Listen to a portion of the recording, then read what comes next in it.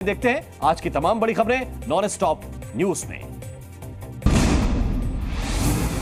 महाराष्ट्र में ओबीसी आरक्षण के मुद्दे की लड़ाई अब सड़कों पर आ चुकी है। महाराष्ट्र के बीड समेत कई शहरों में ओबीसी आरक्षण की मांग को लेकर धरना प्रदर्शन जारी है। बीड में ओबीसी आरक्षण की मांग को लेकर प्रदर्शनकारी आक्रामक नजर आ रहे हैं। आज प्रदर्शनकारियों ने सड़कों पर टायर जलाए और नारेबाजी की। इधर ओबीसी आरक्षण के मुद्दे को लेकर एआईएमआईएम चीफ असदुद्दीन ओवैसी ने मोदी सरकार पर निशाना साधा। ओवैसी ने सोशल मीडिया एक्स पर मांग उठाई कि केंद्र सरकार संसद के आगामी सत्र में आरक्षण की 50% वाली सीमा को खत्म करे।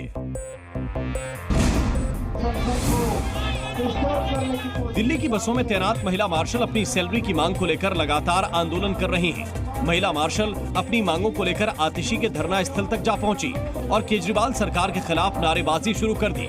प्रदर्शन के दौरान नारेबाजी तेज हो गई और हाथापाई के हालात बन गए। आम आदमी पार्टी के कार्यकर्ताओं और वहां मौजूद सुरक्षा कर्मियों ने महिला मार्शलों को किसी तरह से वहां से हटाया। महिला मार्शल का आरोप है कि आम आदमी पार्टी के कार्यकर्ताओं ने उनके साथ मारपीट की है।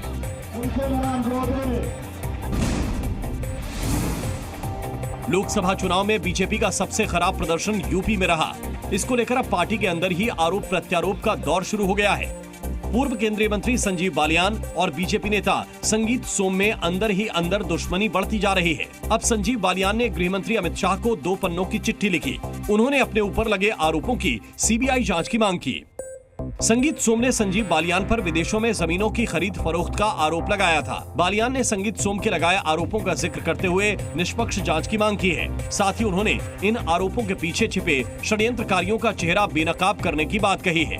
अमित शाह को लिखी चिट्ठी में संजीव बालियान ने अपने ऊपर लगे सभी आरोपों को निराधार बताया और नरेंद्र मोदी को लगातार तीसरी बार पीएम चुने जाने पर बधाई भी दी। बिहार में पुल गिरने का सिलसिला थमने का नाम नहीं ले रहा है। अब सिवान जिले में गंडक नहर पर बना पुल अचानक टूटकर जमींदोज हो गया। वीडियो में गंडक नहर पर बना पुल अचानक भरभराकर गिरता हुआ दिखाई दिया। पहले पुल का एक पिलर धंसा और फिर देखते ही देखते पुल बीच से टूटकर नहर में समा गया। पुल टूटने की वजह से नहर का पानी गांव में घुस गया, जिससे गांव में अफरा तफरी का माहौल हो गया। खेतों में धान की फसल बर्बाद हो गई। यही नहीं, 4 दिन पहले अररिया में भी करोड़ों की लागत से बन रहा पुल उद्घाटन से पहले ही नदी में समा गया। गंडक नहर पर बने पुल के गिरने के बाद इस पर सियासत भी शुरू हो गई है। आरजेडी ने पुल हादसे को लेकर नीतीश सरकार और बीजेपी पर हमला बोला। सरकार का कारनामा है कि हर हफ्ते कोई न कोई पुल गिर रहा है। ये अफसरशाही भ्रष्टाचारी चरम पर है। भ्रष्टाचार अब सरकार को जवाब देना चाहिए।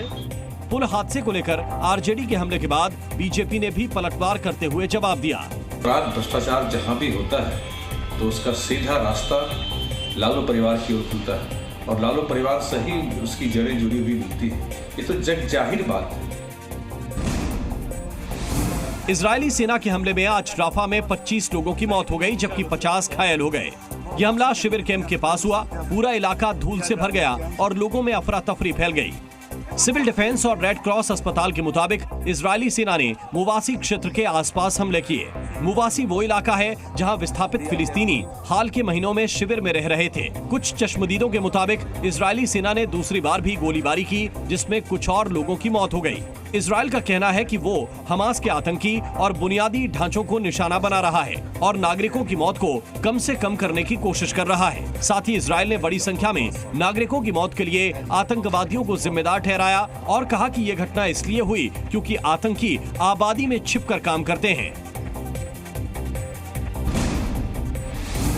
नीट पेपर लीक कांड में बिहार पुलिस का एक्शन जारी है। पटना पुलिस ने आरजेडी नेता तेजस्वी यादव के पीएस प्रीतम को दोबारा पूछताछ के लिए बुलाया है। तो वहीं झारखंड में भी कई आरोपियों की गिरफ्तारी हुई है। झारखंड से गिरफ्तार आरोपियों पर नया खुलासा भी हुआ।